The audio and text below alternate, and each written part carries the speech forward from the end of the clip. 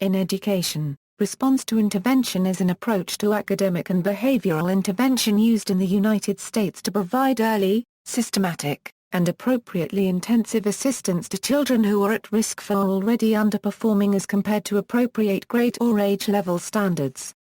Rti seeks to prevent academic and behavioral failure through universal screening, early intervention, frequent progress monitoring, and increasingly intensive research-based instruction or interventions for children who continue to have difficulty. Rti is a multi-leveled approach for aiding students that is adjusted and modified as needed. In terms of identifying students with specific learning disabilities, Rti was proposed as an alternative to the Ability Achievement Discrepancy model, which requires children to exhibit a significant discrepancy between their ability and academic achievement. Methods to identify students with Sld have been controversial for decades, and proponents of Rti claim that the process brings more clarity to the specific learning disability category of the Individuals with Disabilities Education Improvement Act, while opponents claim that Rti simply identifies low-achieving students rather than students with learning disabilities. Description: Rti is originally a special education term that has broadened into general education framework that involves research-based instruction and interventions, regular monitoring of student progress, and the subsequent use of these data over time to make variety of educational decisions, including, but not limited to Sld eligibility. To facilitate this broadened conception of Rti, a shift to labeling this approach as a multi-tier system of supports is occurring in schools and the professional literature. Key to the Rti process is the application of scientifically based interventions that have been demonstrated to work in randomized controlled trials. A goal of the Rti process is to apply accountability to educational program by focusing on programs that work rather than programs that simply look, sound, or feel good. Rti follows a number of core assumptions. The educational system can effectively teach all children. Early intervention is critical to preventing problems from getting out of control. The implementation of a multi-tiered service delivery model is necessary. A problem-solving model should be used to make decisions between tiers. Research-based interventions should be implemented to the extent possible. Progress monitoring must be implemented to inform instruction. Data should drive decision-making. A learning disability is defined as a neurological disorder that affects the brain's ability to receive, process, store, and respond to information. They are a group of disorders that can impact many areas of learning, including reading, writing, spelling, math, listening, and oral expression. In the process of identifying learning disabilities, Rti differs from the formerly standard Ability Achievement Discrepancy approach in that decisions are based on outcomes of targeted interventions rather than mathematical discrepancies between scores achieved on standardized assessments. In the Rti process, service delivery is typically divided into 3 levels of support, with the intensity of interventions increasing with each level. Tier 1 is focused specifically within the core curriculum, with instruction and interventions targeting all students. Approximately 80% to 85% of the general student body should be able to meet grade-level norms without additional assistance beyond the first tier. Students who consistently do not perform within the expected level of performance through Tier 1 instruction are then provided with additional supplementary interventions at Tier 2, which typically involves small group instruction. Approximately 3% to 6% of students will continue to have difficulties after Tier 2 interventions. These students will then receive Tier 3 intervention services, which is the most intense level of intervention provided in the regular education environment. As Rti is a regular education initiative, all 3 tiers of services are intended to be provided as supplements to, not replacements for, the regular education curriculum. There are some, however, who view Tier 3 as special education. School-wide screening the first level of data collected in the Rti process comes from universal school-wide screenings. These screening assessments are typically given to all students within targeted grade levels, and cover basic academic subjects such as reading and mathematics. Most screening measures aim to be practical and efficient to administer, with the goal of identifying students who may require further assessments and interventions. to evaluate student performance on the screening measures. Scores are compared to specific criteria or to broad norms. When specific criteria are used, cut scores are established to evaluate students against a specific level of proficiency. In a normative comparison, students' scores are compared against those of a larger group. Screenings usually occur 3 times per year, and the data from these assessments help to guide instruction through the 3 tiers of the RTI process. This is important not only for identifying students who are having difficulties, but also for identifying possible areas of improvement in the general classroom instruction in the cases where too many students fall below expectations. Because a single universal screening at the beginning of the year can over-identify students who require preventative intervention, the National Research Center on Learning Disabilities recommends that schools also integrate at least 5 weeks of weekly progress monitoring to identify students who require preventative intervention. Teaching core curriculum in the classroom should be research-based and field-tested. This means, based on evidence from congregating research, that the core curriculum contains all the fundamentals found necessary to efficiently teach reading and has a recognized record of achievement. Such curriculum is to be delivered by highly qualified teachers adequately trained to deliver the selected instruction as intended, that is, with fidelity to design. Progress monitoring and tiered service delivery. Progress monitoring is a set of assessment procedures for determining the extent to which students are benefiting from classroom instruction and for monitoring effectiveness of curriculum. Curriculum-based measurement is often used to collect data on interventions and their effectiveness to determine what works best for an individual student. Additional methods are attempted until students respond to the intervention and improve their skills. Students that do not respond, or respond at significantly low rates, may be deemed to have biologically based learning disabilities, rather than simply learning difficulties. Progress monitoring is the scientifically based practice of assessing students' unregistered trademark academic performance on a regular basis for 3 purposes: to determine whether children are profiting appropriately from the instructional program, including the curriculum, to build more effective programs for the children who do not benefit, to estimate rates of student improvement. 3 tiers of scientifically research-based interventions of increasing intensity incorporate the key components of RTI and help ensure the academic growth and achievement of students. Tier 1, the first tier states that all students receive core classroom instruction that is differentiated and utilizes strategies and materials that are scientifically research-based. Assessment in the classroom should be ongoing and effective in that it clearly identifies the strengths and weaknesses for each learner.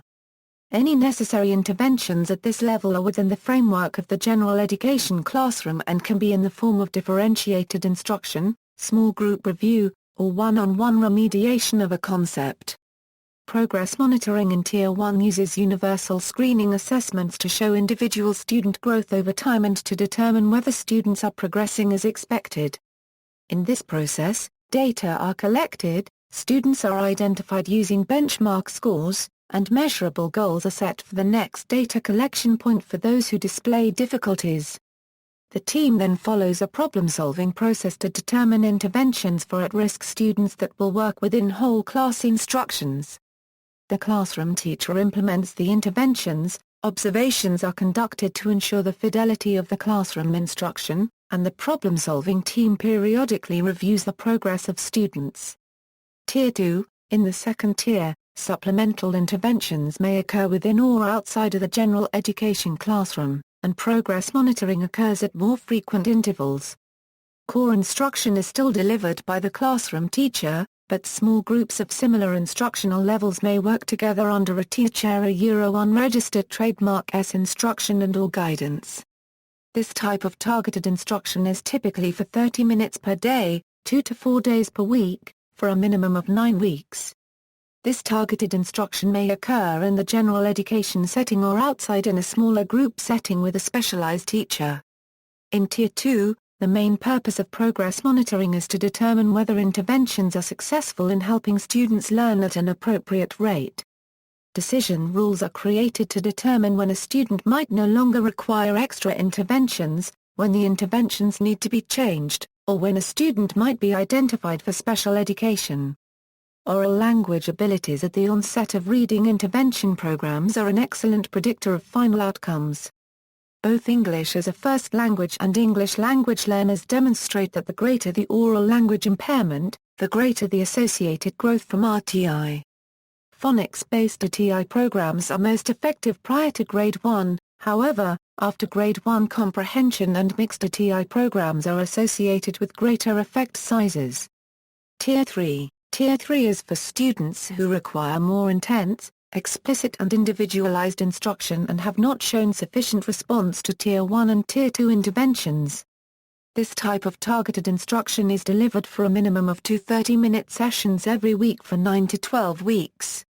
The interventions in this tier may be similar to those in Tier 2 except that they are intensified in focus, frequency, and duration. The instruction in Tier 3 is typically delivered outside of the general education classroom. Programs, strategies, and procedures are designed and employed to supplement, enhance, and support Tier 1 and Tier 2 instruction by remediation of the relevant area and development of compensatory strategies. If Tier 3 is not successful, a child is considered for the first time as potentially having a learning disability. In some cases, Tier 3 is considered to be special education, with instruction being provided to individual students or small groups by special education teachers in place of general education instruction. Initial goals are established through an individualized education program, which is guided by the results of a comprehensive evaluation, and ongoing progress monitoring helps to direct the teaching process. Special education instruction likely will be considerably longer than the 10 to 12 weeks of supplemental instruction delivered in Tier 2 and beyond. The frequency of special education instruction depends upon student need, and the criteria to exit special education are specified and monitored so that placement can be flexible.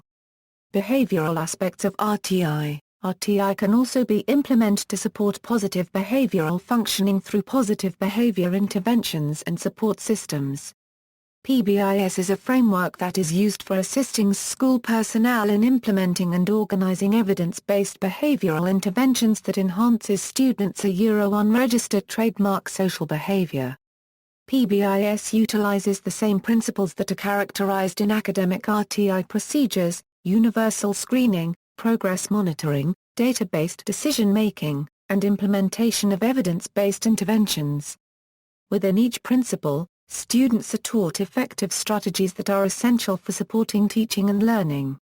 Tier 1. Tier 1 is primarily based on prevention. At this level, school-wide positive behavioral expectations and procedures are taught. PBIS consists of rules and routines that are developed and taught by school personnel to prevent initial incidences of behaviors presented by student the school would like to change. For example, a school team may determine the disrespect for self and others are behaviors they would like to see eliminated within their school. As a result, school staff targets the behavior by positively reframing disrespectful behaviors to respectful behavior as their behavioral expectation for students. Positive framings such as be respectful, be resourceful, and be responsible unregistered trademark are expectations that can be utilized to promote positive social behavior. Examples of Tier 1 interventions: the good behavior game, token economies. Tier 2. Tier 2 is designed to provide interventions to support students who are not responding to Tier 1 prevention strategies. Therefore, Tier 2 approaches offer more support than Tier 1 interventions.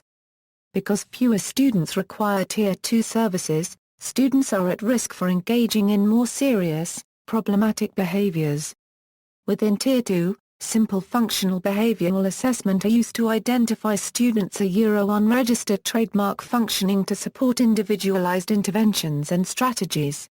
Students' individualized interventions are referred to as behavioral intervention plan. These two approaches are used to promote positive social interactions. Examples of Tier 2 interventions: check-in, check-out plans. CICO is an effective behavioral education program under Tier 2. It is effective because it is driven by data-based learning and educational psychology theories. Through CICO, students' behaviors are not just curtailed. These students are taught to rely on the school, their home, and themselves for support in obtaining their behavioral goals. 1. A student has behavior goals each day, established by the intervention team. 2. An established and trained checker checks in and out with the student before and after school to assess his or her CICO card. 3. Then, all of the student's teachers provide feedback regarding the student's behavioral goals after their class. 4. When checking out with the checker, the student receives positive feedback regarding the completed goals for the day in the form of some positive reinforcement.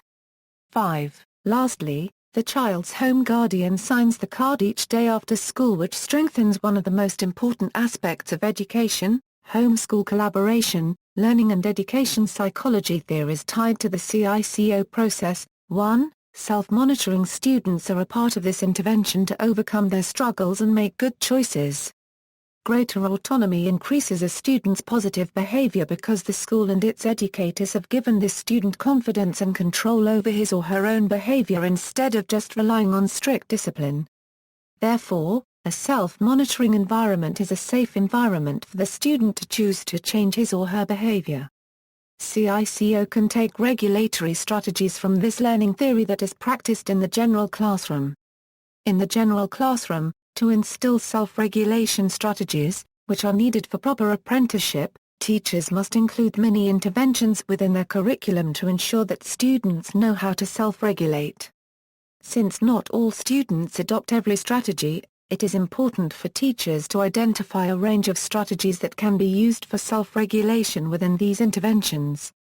2. Scaffolding. It helps students become more self-aware and have greater autonomy. A sense of teamwork and positive reinforcement increase the success of this scaffolding of behavior. In academics, scaffolding allows the student to retrieve prior knowledge while being encouraged to learn new information. Therefore, prompts and hints instead of force-feeding facts allows the student to form a greater understanding of the material because they are conceptualizing on their own. Scaffolding can apply to behavior too. This confidence that comes with more autonomy during the scaffolding-like process of CICO instigates an even greater desire to behave or learn new behavioral strategies. Behavioral contracts, weekly report cards, implementations of group therapy sessions, implementations of social groups. Tier 3. Tier 3 was designed for students who did not respond to Tier 2 services. As a result, Tier 3 strategies are more intensive in delivery. Within Tier 3, educators conduct intensive functional behavioral assessment for students in which the results of the assessment are used to compose behavior intervention plans for the student. Instructions and expectations should be designed to meet the specific needs of students so they can build strategies that exhibit positive behaviors. To aid students throughout this process, educators should use various evidence-based interventions when intervening with the students' unregistered trademark behavior. Examples of Tier 3 interventions: individual therapy sessions, implementations of self-monitoring skills, daily behavior report cards, modified check-in, check-out plans. Rti implementation equals, the number of schools implementing Rti continues to grow and 61% of schools surveyed in 2010 indicated that they had fully implemented or were in the process of implementing Rti. However, most schools in the survey indicated that they continued to focus on reading interventions at the elementary school. Rti is primarily implemented by grade-level teams or professional learning communities as part of a school-wide problem-solving plan, and previous research found that implementing Rti resulted in several positive outcomes such as reductions in students referred to and placed into special education, more students passing state accountability tests, and increased academic skills among students at risk for reading failure. Fidelity of implementation equals, in an Rti model, fidelity is important at both the school level and the teacher level.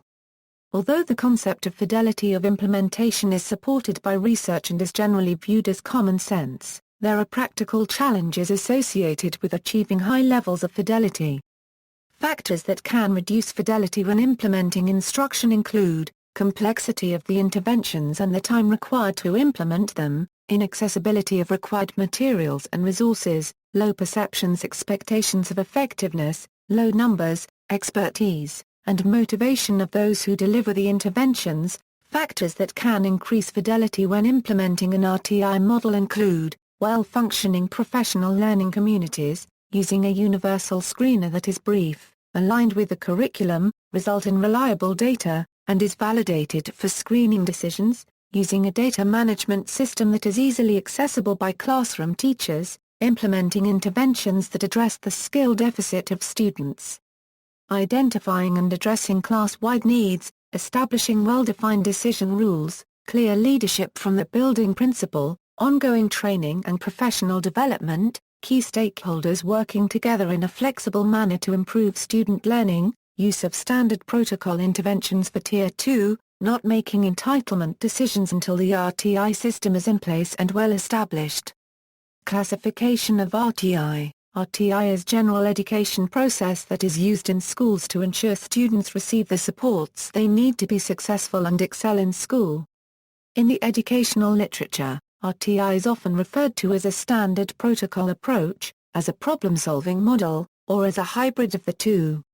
However, some have challenged a dichotomous view of RTI because both models incorporate problem-solving to identify the academic or social-emotional difficulty the student is having, and both use a systematic, universal screening procedure during Tier 1 to determine which students are having difficulties meeting age or grade level benchmarks for a specific skill. Typically, curriculum-based measurement or other predictive data are used to flag the students who are not meeting expected levels of performance. In the problem-solving model approach, the teacher typically refers the student to a problem-solving team to ascertain the challenges a student is having within the classroom. Using information collected from the classroom teacher and others, observations, etc., the team determines what additional supports the student might need to address the learning gap. Standard protocol approaches tend to rely more on grade-level teams and professional learning communities to make intervention decisions, but both approaches use a problem-solving procedure to make decisions, which makes the distinction somewhat meaningless. Many schools rely on grade-level teams to make intervention decision and use a standardized intervention for Tier 2, but then rely on a problem-solving team to develop individualized interventions for Tier 3. When a student is identified as having difficulties in school, a team provides interventions of increasing intensity to help the child catch up with the rest of his or her peers. When students continue to struggle, even when appropriate evidence-based practices have been delivered with fidelity, students may be referred for a special education evaluation. Parents can request a special education evaluation at any time in this process, however. While the RTI process can be a way to ensure that each student is afforded the opportunity to learn, some opponents feel that it allows school districts to avoid or delay identifying students who need special education services. Proponents would point out that RTI is not the process of identifying students with a learning disability by starting tiered interventions when a disability is suspected, but is the process of examining data that already exist from implementing a tiered intervention model, which should expedite the identification process. The expected outcome of RTI is improved instruction that will result in improved outcomes for all students. Support for RTI. There are at least 4 main reasons for implementing RTI. 1. To increase achievement for all students. 2. To reduce racial ethnic disproportionate representation of minority students in special education. 3. To increase collaboration and integration of general and special education. 4. And to identify students with learning disabilities through a different lens than the IQ achievement discrepancy model. RTI proponents claim that when interventions work, fewer children, particularly minority children, are referred for special education, and that the RTI model acts as a safeguard, ensuring that a child is not given a label of a disability inappropriately. In addition, proponents state that RTI helps school districts by eliminating unnecessary referrals, which drain time and resources. Critics express concern, however, that in attempting to eliminate unnecessary referrals, RTI may also delay or eliminate necessary referrals. Proponents feel that response to intervention is the best opportunity for giving all students the additional time and support needed to learn at high levels, and see great benefit in that it applies to the classroom teachers, peer educators, counselors, and the administration. The RTI process can help identify students who are at risk, guide adjustments to instruction, monitor student progress, and then make other recommendations as necessary. The objective is that with minor adjustments or simple interventions, students may respond and achieve at higher levels. RTI is also very useful when working with students who have severe emotional problems. The structure and evaluation of RTI will help this particular group of students to be successful in the academic environment. Reading difficulties is one of the most common reasons students need intervention support. Reading goals can develop reading self-concept, which influence reading fluency skills and promotes the importance of goal setting in reading intervention programs. It is imperative that students monitor these goals and celebrate their progress. Students involved in multiple component reading intervention programs show significant improvement, and students in different socio-economic, racial, and intellectual quotient groups make equivalent gains. Relationship between IDEA and RTI. The Individuals with Disabilities Education Act was revised and signed into law in 2004 and became effective in July 2006. According to the law, a specific learning disability is a disorder of one or more of the basic psychological processes that adversely affects academic achievement in one or more domains.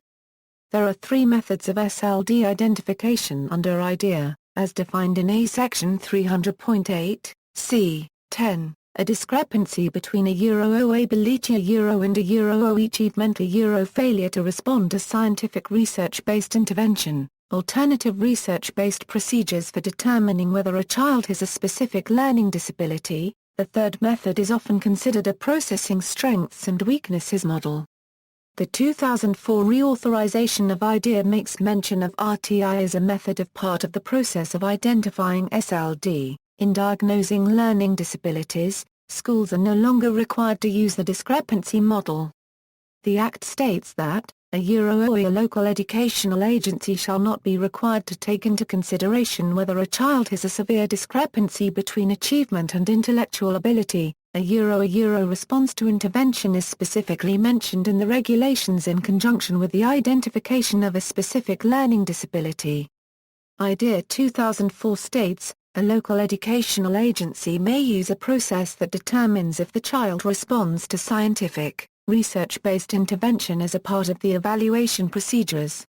Early intervening services are prominently mentioned in IDEA for the first time. These services are directed at interventions for students prior to referral in an attempt to avoid inappropriate classification, which proponents claim an RTI model does. IDEA now authorizes the use of up to 15% of IDEA allocated funds for EIS. RTI was included in the regulations due to considerable concerns raised by both the House and Senate committees regarding proponents of RTI claims about the use of IQ tests to identify learning disabled students. There was also recognition in these committees of a growing body of scientific research supporting methods of pre-referral interventions that resolved learning difficulties short of classification. However, the final regulations also allow a third method of Sld identification, often considered a processing strengths and weaknesses model. The IDEA Committee Conference report discusses the use of scientifically based early intervention programs, describes a model response to intervention program, and recommends the development of the most effective implementation of responsiveness to intervention models. The report describes such a model as an essential service for reducing the need to label children as disabled. How is Sld evaluated using RTI? First, it should be noted that whatever procedures are used to evaluate students as eligible for special education in the category of specific learning disabilities must conform to the requirements of the IDEA regulations, which indicate that a full and individual evaluation of a student suspected as having an Sld must address four qualifications.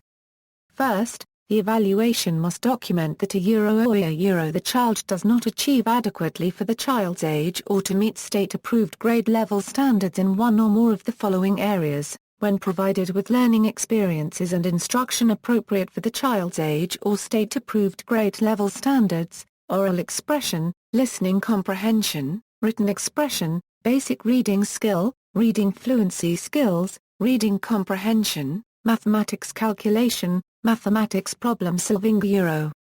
Second, the evaluation must document that a Euro or a Euro, T, he child does not make sufficient progress to meet age or state-approved grade level standards in one or more of the areas identified a Euro when using a process based on the child a Euro unregistered trademark S response to scientific, research-based intervention. Where a child exhibits a pattern of strengths and weaknesses in performance, achievement, or both, relative to age, state-approved grade level standards, or intellectual development, that is determined by the group to be relevant to the identification of a specific learning disability, using appropriate assessments. Third, the evaluation must establish that the child a Euro unregistered trademark S academic deficiencies are not the results of a Euro or a Euro visual, hearing, or motor disabilities. Mental retardation, emotional disturbance, cultural factors, environmental or economic disadvantage, or limited English proficiency a Euro or of a lack of instruction. Notably, a child must demonstrate qualifications under all four of these criteria to be identified with an SLD. Kowalski, Van der Heijden and Shapiro used these IDEA regulations to operationalize how evaluation teams could utilize data collected during the provision of a multi-tier system of support in the evaluation process, particularly those data that inform the second SLD criterion of the child a Euro unregistered trademark S failure to make sufficient progress in response scientific, research-based intervention. Although evaluation teams may collect additional data after parents give permission for a full and individual evaluation, there should be ample data collected during 3 tiers of core instruction and robust intervention that can be analyzed to address all 4 of the SLD criteria. In regard to the first SLD criterion, students undergoing multiple tiers of support have typically undergone multiple assessments of their academic skills, including annual state tests, universal screenings of all students that schools typically conduct 3 times per year, and academic assessments by specialists who deliver increasingly intense academic interventions. To qualify under this first criterion, the preponderance of these data should indicate a significant academic deficiency in at least one of the identified areas. When using RTI as a component of eligibility decision-making, the school entity establishes a policy that identifies the option of using RTI to address the second SLD criterion. The determination that the student fails to make sufficient progress toward age or grade standards is based on an analysis of the progress monitoring data that are collected during the provision of intensive intervention, typically at tiers 2 and 3 of a multi-tier system of support. These data consist of the results of short assessments of key academic indicators that are administered as often as once or twice weekly.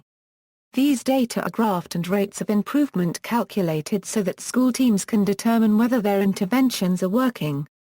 These data are then compared to the rates of improvement made by typically performing students to determine whether the interventions that are being implemented in general education are sufficient to allow the student to reach grade standards. If not, a need for special education is indicated, and the student meets the second qualification for SLD. The process for ruling out other disabilities or conditions when using RTI is similar to that employed in other special education evaluations, and consists of procedures to ensure that sensory or intellectual disabilities or environmental disadvantage or cultural linguistic differences are not the true cause of the student Euro unregistered trademark S assessed academic deficiencies.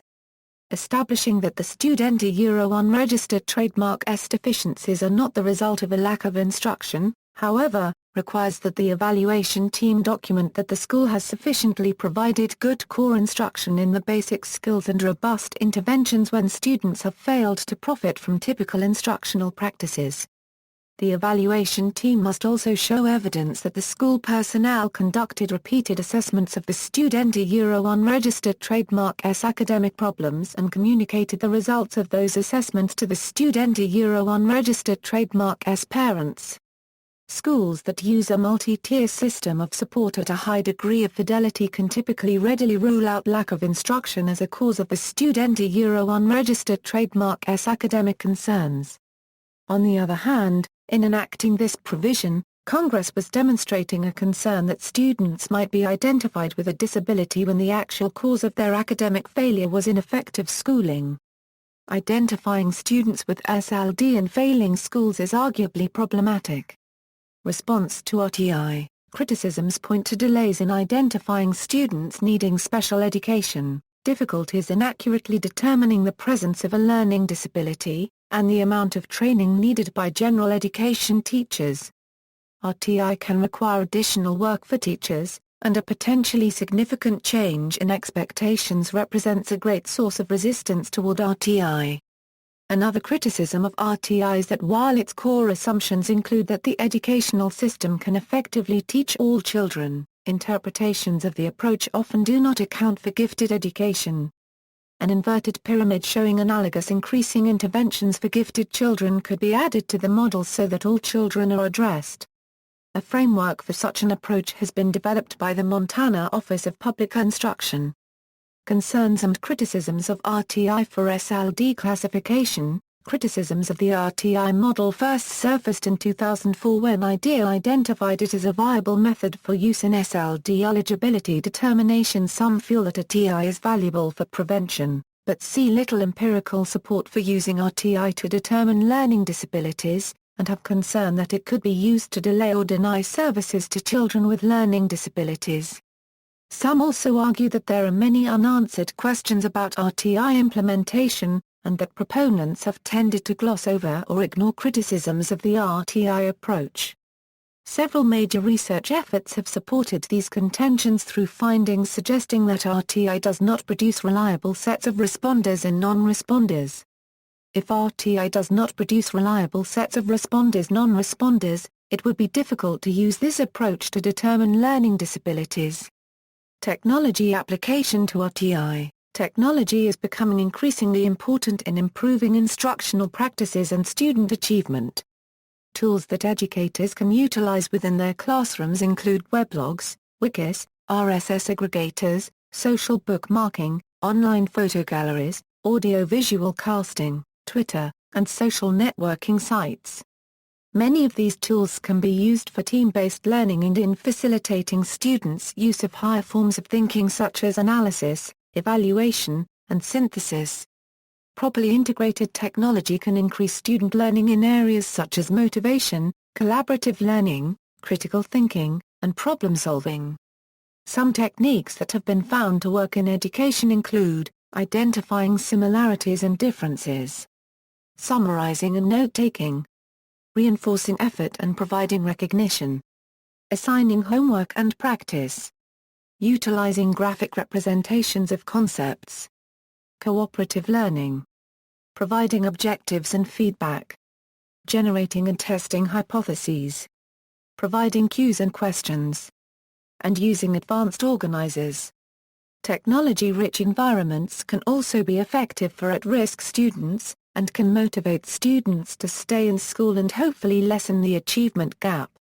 Computer-assisted instruction has been studied for its effects on lower-achieving students. The effectiveness has been attributed to it being non-judgmental and motivational, while giving immediate and frequent feedback, individualizing learning to meet the student's needs, allowing for more student autonomy, and providing multi-sensory components. A review of 17 different studies found that CAI positively affected scores in mathematics and literacy for all grade levels and significantly improving scores for students labeled at risk. Technology can also effectively help teach basic literacy skills such as phonemic awareness, alphabetic principle, word recognition, alliteration, and comprehension. Today the use of specialized educational software applications can help support and enhance students' unregistered trademark literacy skills. Presentation software such as PowerPoint can be used to enhance young children's learning experience. The use of pictures, colors, sounds, animation, slide designs, or slide transitions can be easily implemented into a literacy lesson, and such software has been used, for example, to help students with autism learn and respond to activity schedules. For young learners, the use of animation directs their attention to important features and prompts them to help ensure correct responses. teachers can create literacy lessons with attention-grabbing elements such as moving graphic images. For example, a teacher might focus on the initial sound in the word euro or euro as an instructional goal. A presentation slide for this would show a picture of a dog, and the teacher would select 3 possible letters to represent the initial sound in dog, such as and. After showing the picture of the dog, and then displaying each of the 3 letter choices one by one, the teacher would ask the student what letter he or she thinks dog starts with. Other types of presentation software for literacy instruction, such as Photo Story, can allow teachers to add a variety of special effects, soundtracks, captions, and their own voice narration to the photo stories. See also, minimally invasive education, positive behavior interventions and supports. Further reading, D. Fuchs, L.S. Fuchs. Introduction to Response to Intervention, What, Why, and How Valid Is It? Reading Research Quarterly, J. K. Klingner, P. A. Edward. Cultural Considerations with Response to Intervention Models. Reading Research Quarterly. F. M. Gresham, A. L. Comprehensive Evaluation of Learning Disabilities, A Response to Intervention Perspective. The School Psychologist, P. A. Edwards. Cultural Considerations with Response to Intervention Models. Reading Research Quarterly. A. M. van der Heijden, Senior Jimerson. Using Response to Intervention to Enhance Outcomes for Children. California School Psychologist. D. W. Barnett, E. J. Daly III, K. M. Jones, F. E. Lentz Jr. Response to Intervention. Journal of Special Education. Shin, M. R. Identifying Students at Risk, Monitoring Performance, and Determining Eligibility Within Response to Intervention, Research on Educational Need and Benefit from Academic Intervention. School Psychology Review, 36, 601-617. Jimerson, S. R., Burns, M. K., and van der Heijden, A. M. Response to Intervention at School, The Science and Practice of Assessment and Intervention. In S. Jimerson, M. K. Burns, and A. M. van der Heijden, Handbook of Response to Intervention, The Science and Practice of Assessment and Intervention. New York, Springer. Healy, K., Vanderwood, M., and Edelston, D. Early Literacy Interventions for English Language Learners, Support for an Rti Model. The California School Psychologist, 10, 55-63.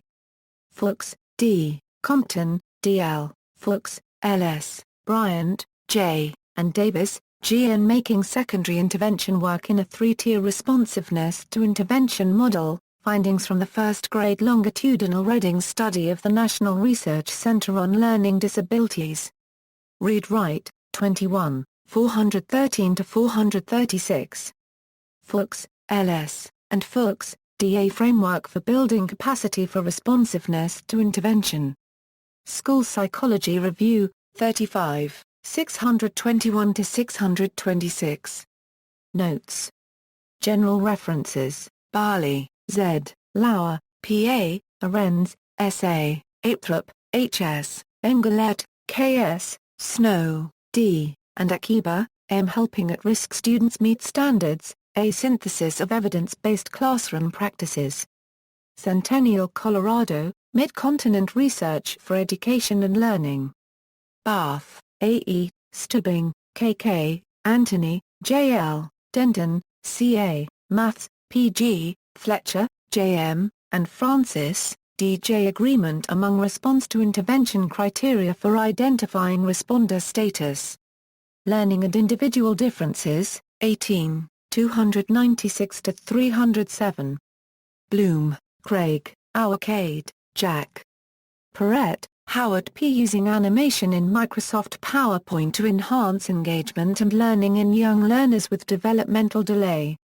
Teaching Exceptional Children. March/April 2011 58-65. Boll, Best.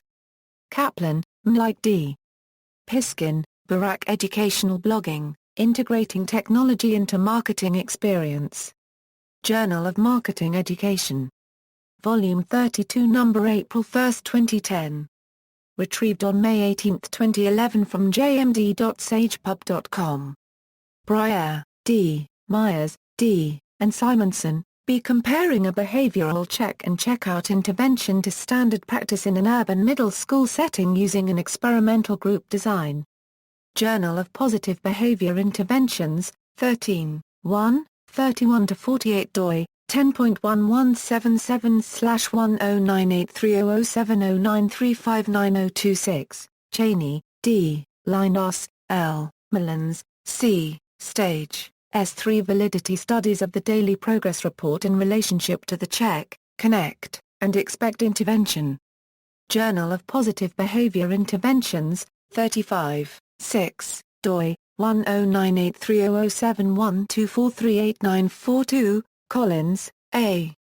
and Halverson, are Rethinking Education in the Age of Technology. New York, New York, Teachers College Press. Dixon, S.G., USBO, E.C., Turton, W.J., Wright, P.W.D., and Hale, J.B. Forest Grove School District v. TA Supreme Court Case, Implications for School Psychology Practice. Journal of Psycheducational Assessment, 29, 103-113. Fairbanks, S., Simonson, B., and Subai, G. Class-wide secondary and tertiary tier practices and systems. Teaching Exceptional Children, 46, 44-52. Retrieved from http, webebscohostcom lib data lib viewer. Vid equals 6 and hid equals 135, Flanagan, D.P., and Alfonso, V.C. Essentials of Specific Learning Disability Identification. Hoboken, New Jersey, John Wiley & Sons. Fletcher, Jansen, E., and Reynolds, C. on Neuropsychological Perspectives on Learning Disabilities in the Era of Rti, Recommendations for Diagnosis and Intervention. Hoboken, New Jersey, U.S., John Wiley & Sons. Fuchs, D., and Deschler, D.D. What We Need to Know About Responsiveness to Intervention. Learning Disabilities Research and Practice, 22, 129-136. Fuchs, D., and Fuchs, L.S. Introduction to Response to Intervention, What, Why, and How Valid Is It? Reading Research Quarterly, 41, 93-99. Fuchs, D., Fuchs, L.S., and Compton, D.L. Identifying Reading Disabilities by Responsiveness to Instruction, Specifying Measures and Criteria. Learning Disability Quarterly, 27, 216-227. Fuchs, D., Hale, J.B., and Kearns, D. Cognitive and Neuropsychological Assessment Data that Inform Educational Intervention, An Introduction to the Special Issue in Critical Analysis. Journal of Learning Disabilities, 44, 99-104. Hale, J.B. Implementing Rti with a three-tier model that includes response to intervention and cognitive assessment methods. School Psychology Forum, Research and Practice, 1, 16-27.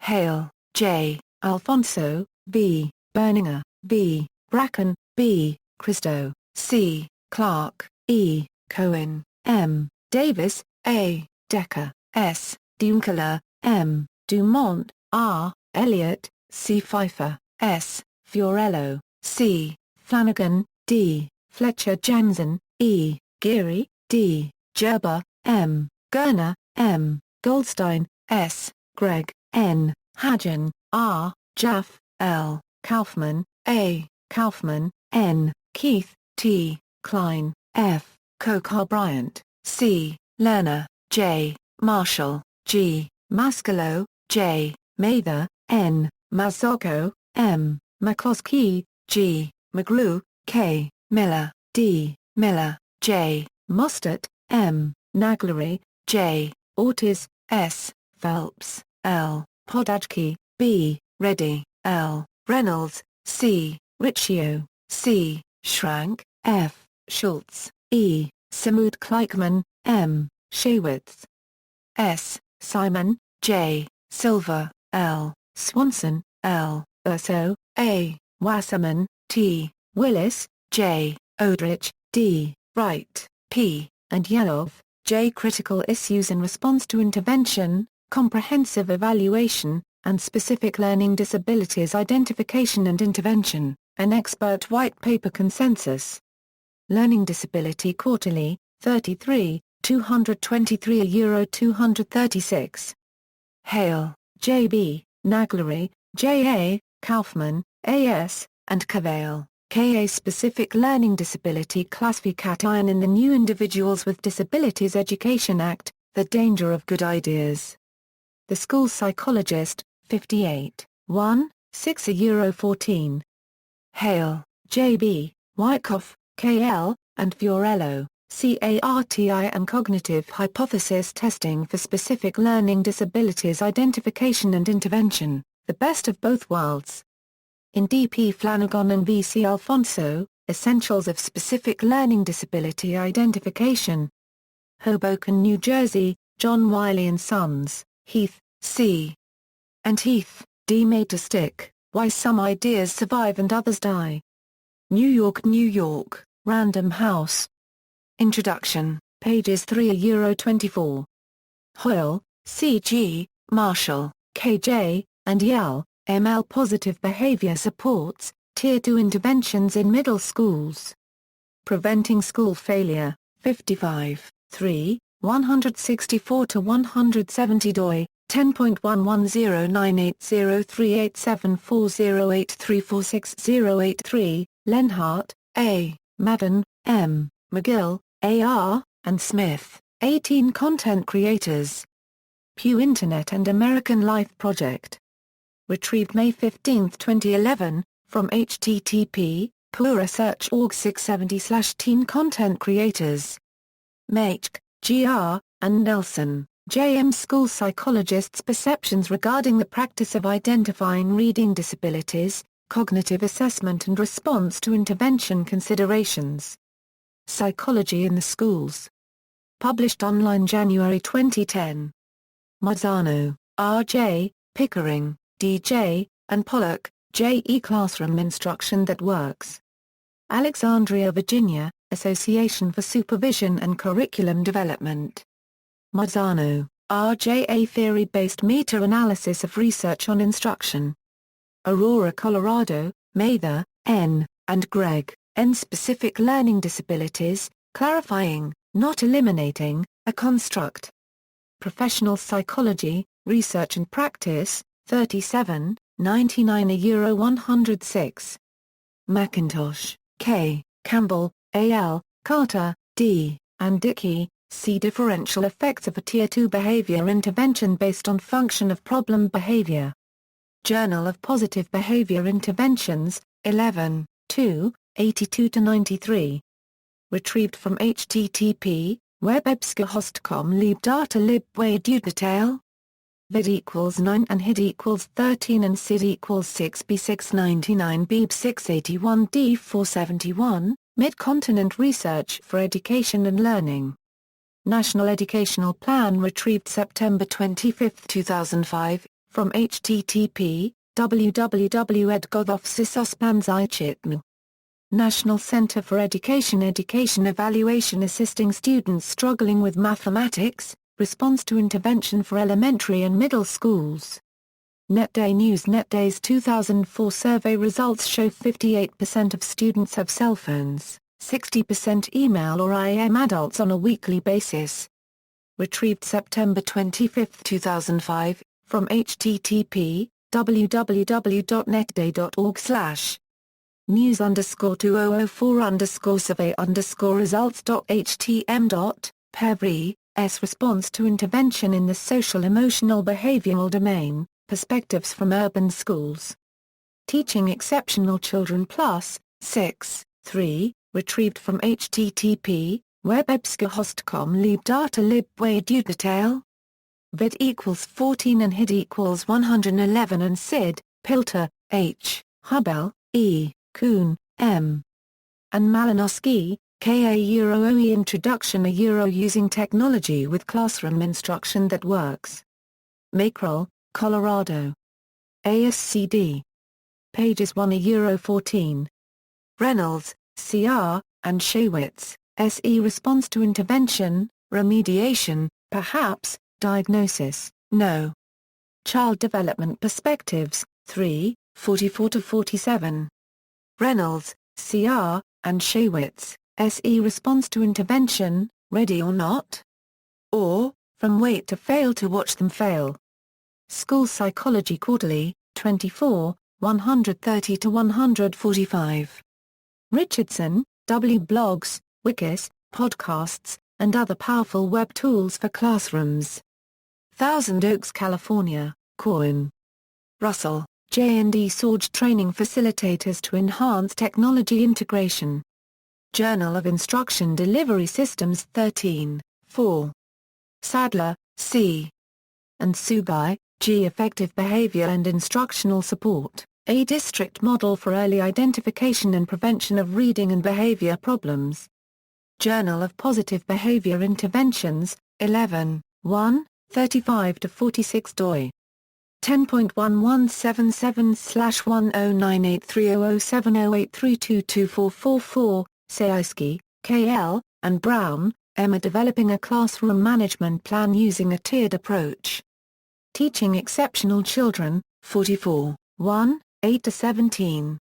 Retrieved from http, webebscohost.com libdata libwaydupt vid equals 6 and hid equals 110, Schachter, J., and Fagnano, C. Does computer technology improve student learning and achievement? How, when, and under what conditions? Journal of Educational Computing Research, 24, 329 €343. Eric, E.J. 603784. Simonson, B., Sugai, G., and Negron, M. School-wide Positive Behavior Supports, Primary Systems and Practices. Teaching Exceptional Children, 46, 32-40. Retrieved from http, webebscohost.com libdata libway host, Spies, DL. Hitting the Moving Target known as Reading Development, Some Thoughts on Screening Children for Secondary Interventions. Journal of Learning Disabilities, 38, 487 €493. Treleaven, L., and Vua, R., Integrating the Development of Graduate Attributes Through Constructive Alignment. Journal of Marketing Education, 30, 160-167.